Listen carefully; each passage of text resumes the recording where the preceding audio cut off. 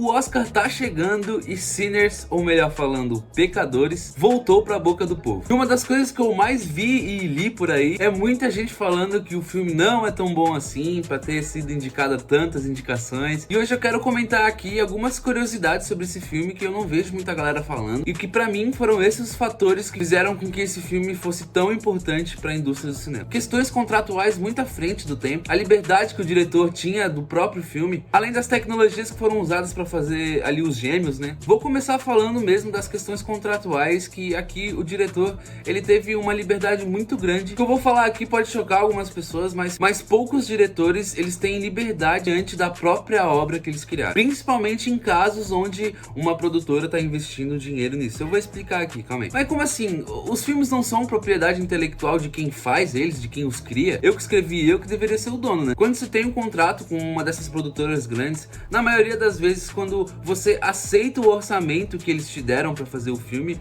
quando eles vão investir no teu filme, os direitos do filme acabam sendo deles, da produtora. Em outras palavras, legalmente falando, se eles vão te dar dinheiro para fazer o filme agora é deles. Quem são os donos do filme são eles, não é mais você que criou a história, que escreveu o roteiro, que filmou, editou, enfim. E na maioria das vezes essa posse dos direitos autorais dura eternamente. Às vezes é um contrato tipo pra sempre, às vezes é um contrato de alguns anos. Por isso que volta e meia, quando tem um filme de sucesso, começa a vir um monte de sequência muito ruim, e muitas das vezes o diretor não tá nem ali, ele já pulou fora do barco porque a produtora decide quantos filmes vai fazer, qual que vai ser o final do filme. E se eu for puxar uma lista de tantos filmes e franquias que aconteceu isso, sei lá, Jogos Mortais, Premonição, a lista é longa, dá de fazer um vídeo só disso. E o muito doido é que não só os direitos autorais os caras têm do teu filme, mas também eles decidem como que vai acabar o teu filme. Mas aqui em Pecadores foi muito diferente, e eu vou explicar quais que foram as diferenças. O Ryan Coogler teve algumas questões em seus contratos que de certa forma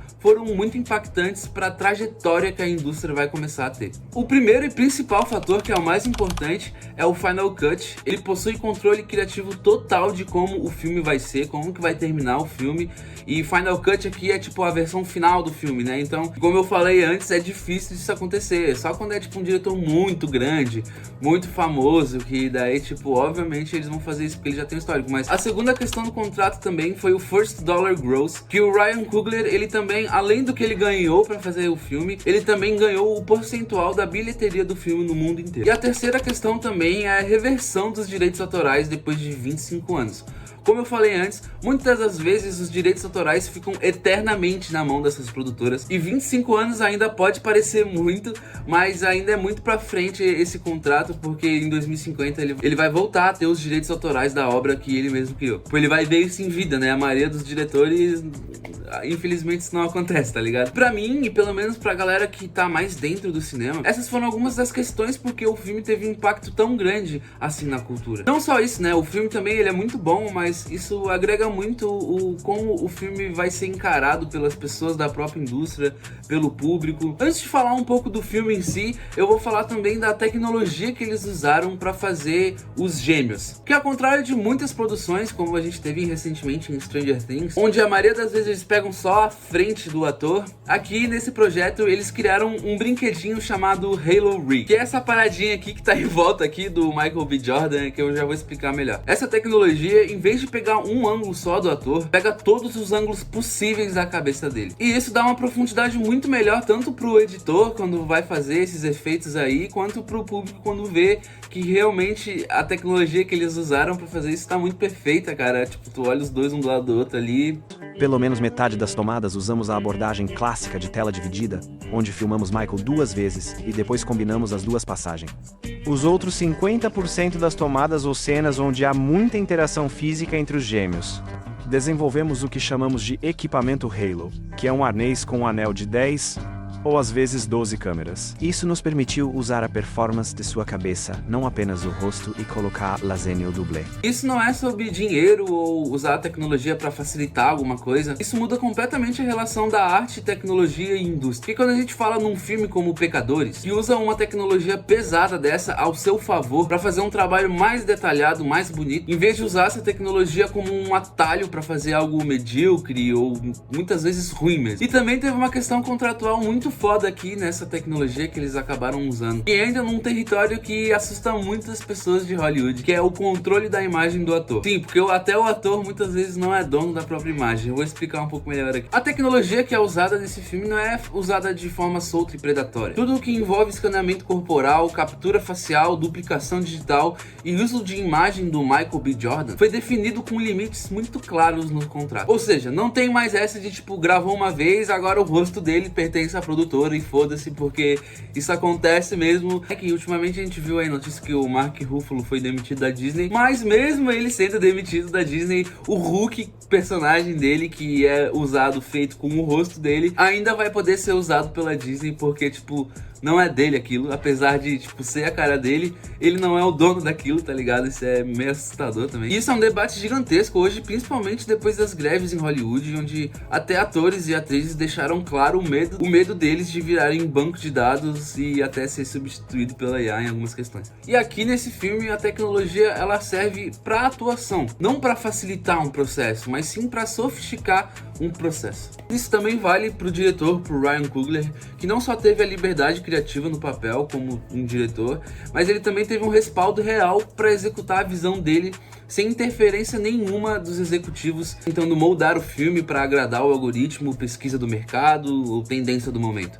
É um filme onde a indústria bancou, mas não conseguiu sequestrar a obra. E isso vocês vão ter que me desculpar, mas é muito foda. Ele conseguiu fazer os caras financiar o filme dele e ele ainda vai fazer do jeito que ele quer, tá ligado? Por isso que Pecadores acaba sendo maior do que a maioria das discussões se ele merece ou não ter tantas indicações no Oscar. Ele vira um exemplo concreto de que dá pra fazer um cinema grande, técnico, caro e ainda assim respeitar contratos, limites, tanto pessoais quanto profissionais. Em um momento que a gente vive em que Hollywood tá, tipo, querendo só fazer qualquer coisa pra ganhar dinheiro, tá vindo vários blockbusters ruins pra caramba. Ultimamente tá difícil de aparecer um filme bom mesmo ali em Hollywood. Esse filme aponta pra um caminho totalmente diferente. E talvez seja isso o porquê de tanta gente ter gostado tanto e tá pagando tanto pau pra esse filme. Mesmo com gente dizendo que o filme não é isso tudo, ele continua sendo respeitado porque o impacto dele não tá só na tela, mas no procedente que ele cria. Sinners não marca só pela história que conta, mas pela forma com que o filme foi feito. E isso, gostem ou não, é um fator muito foda pra indústria e já garantiu um lugar muito importante na história do cinema. E assim, eu gostei muito do trabalho do Michael B. Jordan nesses personagens. Tu consegue realmente ver duas pessoas completamente diferentes ali. Aliás, todos os personagens desse filme, eles são muito coesos. Hoje em dia é muito difícil de tu ver alguma obra em que volta e meia algum personagem é mais fraco ou não tem uma coesão diante do contexto todo ali, mas nesse filme não teve isso em nenhum momento, e isso é com certeza por causa do diretor, porque na hora de filmar ele consegue passar bem a visão, enfim. E a representação histórica que teve também nesse filme é muito interessante. Eu vi que teve muita gente se perguntando por que os asiáticos estavam ali junto. Melhor do que eu falando, eu vou deixar esse vídeo aqui de recomendação que explica um pouco dessa relação entre a cultura asiática e a cultura negra. É bem interessante, deem uma olhada nesse vídeo aqui. É um filme que respeita quem cria, respeita o diretor dando liberdade, respeita o ator protegendo a própria imagem no momento em que a indústria quer sugar tudo, até o seu rosto, e respeita o público entregando um trabalho bem feito, pensado, coerente até o final. E aí quando o Oscar chega, a discussão não deveria ser se ele merece ou não ter tantos prêmios, porque mesmo que tu não ame o filme, ele já fez algo que poucos fazem hoje. Deixou um precedente, mostrou que dá pra negociar, pra impor limite, dá pra usar tecnologia com responsabilidade e ainda assim fazer um filme que conversa com o grande público. É isso aí, raça, esse foi o vídeo, muito obrigado, eu sou o Riba, eu falo de músicas, filmes e coisas que estão acontecendo no momento. Então se você gosta disso, esse canal é perfeito pra você. Se inscreve, dá um like se tu gostou do vídeo aí, se tiver a opção de hypar, por favor, dá uma hypada. E deixa aqui nos comentários aqui o que tu acha sobre esse filme, se tu gostou, se tu acha que ele merece 17 indicações, se eu não me engano que ele teve, né? Enfim, valeu, muito obrigado e é nóis.